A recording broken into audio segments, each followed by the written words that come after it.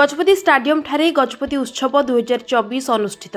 गजपति जिला पारलाखेमुंडी स्थित गजपति स्टाडियम ठारे आज प्राय 6:30 बेले गजपति उत्सव 2024 प्रथम रजनीर शुभारंभ हो जाइछि। गजपति जिलापालक अध्यक्षतार मुख्य अतिथि भाव वाणिज्य परिवहन इस्पात एवं खनि विभागीय मंत्री श्री विभूति भूषण जेना, पारला महाराणी कल्याणी गजपति, सम्मानीय अतिथि पारला विधायक रूपेश पाणिग्राही, मोहना विधायक दाशरथी गमांक सह अन्य अतिथि माने मंचस्थ होई आज उत्सव पालन को नहीं निज निजर अभिभाषण प्रदान करथिले। गजपति उत्सव पालन करने द्वारा किपरि आमर कला संस्कृति एवं परंपरा को बंचई रखिपारिबा से नहीं अतिथि माने निज विचार उपस्थापन करथिले। एही अवसर में मुख्य अतिथि माने विभिन्न स्टल गुड़िकर शुभ उद्घाटन करी स्टल गुड़िकर परिदर्शन करी लोकों सह आलोचना करथिले। या परे बहु प्रतिभा को सम्मानित करा जायथिबा बेले विभिन्न सांस्कृतिक अनुष्ठान पक्षरु नृत्य परिवेषण करा जायतिला।